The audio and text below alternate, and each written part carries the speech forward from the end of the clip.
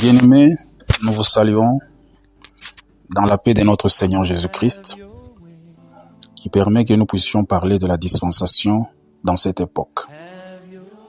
Lui-même, en venant sur la terre, il a auguré les différentes époques par rapport à chaque dispensation, jusqu'à son retour.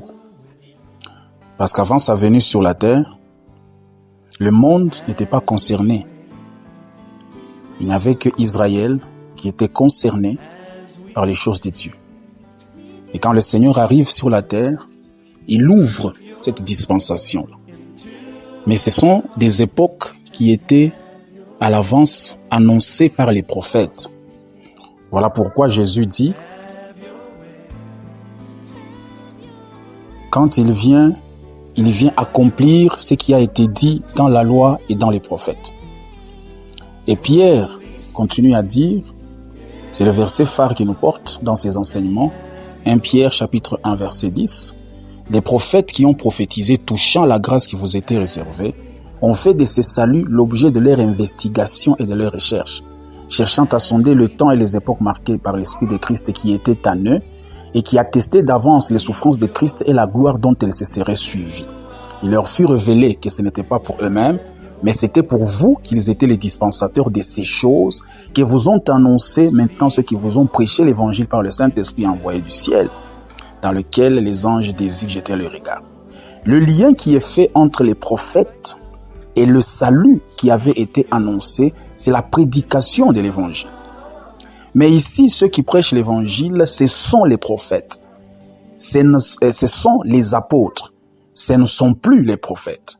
Les prophètes ont annoncé, mais ce qui a été annoncé pour que cela nous soit communiqué, nous qui ne faisions pas partie de l'héritage, il a fallu que nous puissions recevoir cela par la prédication de l'évangile. Quelqu'un dit Amen. Et cela est très important, bien aimé, dans la dispensation de l'Église.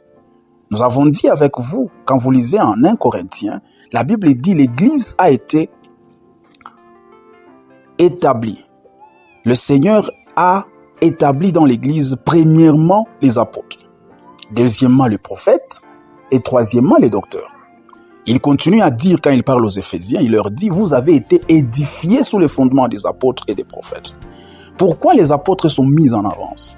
C'est parce que c'est par eux que le Seigneur nous a communiqué les valeurs des prophéties, parce que les prophéties, jusqu'à preuve du contraire, c'était quelque chose qui était directement dirigé d'abord vers Israël. Quelqu'un dit Amen. L'ouverture pour que nous vivions l'accomplissement des prophéties qui ont été annoncées, c'est pas la prédication de l'évangile. Voilà pourquoi Paul dit, en tant qu'apôtre des païens, il dit, si même un ange du Seigneur, si même moi-même, veniez avec un autre évangile que celui que vous avez embrassé, qu'on soit anathème. Pourquoi il va jusqu'à cette extrémité-là? Parce que c'est la seule porte qui a été ouverte. C'est le seul issue qui a été ouvert pour que nous puissions avoir accès aux promesses de Dieu, nous qui ne faisons pas partie d'Israël. Et cela ne pouvait être possible que par cela que lui-même a oint qu'il a appelé apôtre. La Bible dit, après nous avoir parlé de plusieurs manières, dans plusieurs époques, par les prophètes, le Seigneur d'enseigner nous a parlé par le Fils, qu'il a établi comme chef et juge. Mais le Fils, pour nous parler, il nous a parlé par les apôtres. C'est très important, bien aimé dans le Seigneur, parce que votre foi doit être fondée sur l'enseignement des apôtres. Aujourd'hui, on dit souvent que vous connaîtrez la vérité vous affranchira. Nous donnons des enseignements. Mais l'enseignement dans lequel persévérait l'Église primitive, c'était l'enseignement des apôtres. Ce n'est pas qu'à leur époque, il n'y avait pas de prophètes.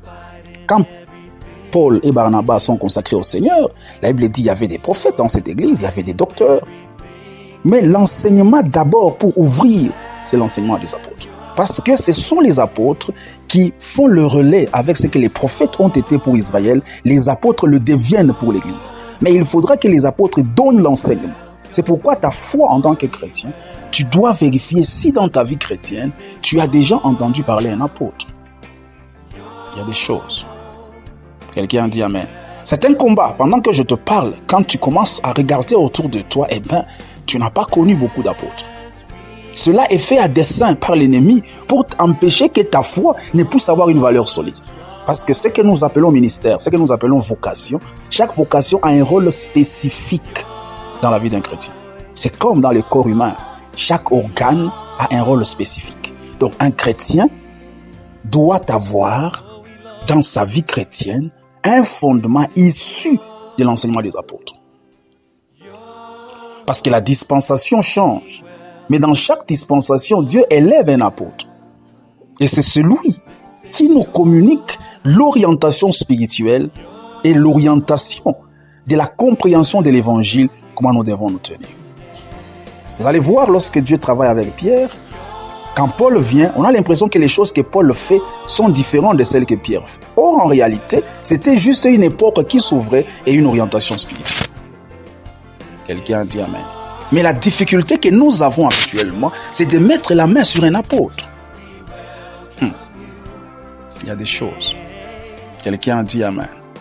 Et l'ennemi s'arrange afin que ton enseignement ou ta formation soit tronquée, pour que tu ne puisses pas voir resplendir la gloire du salut dont les prophètes ont parlé à longueur d'année sans savoir à qui appartiendrait ce salut.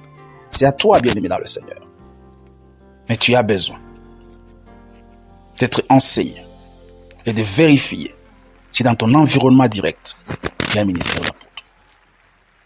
Que Dieu vous bénisse et qu'il soit avec votre famille. Amen. Bien-aimés, nous vous saluons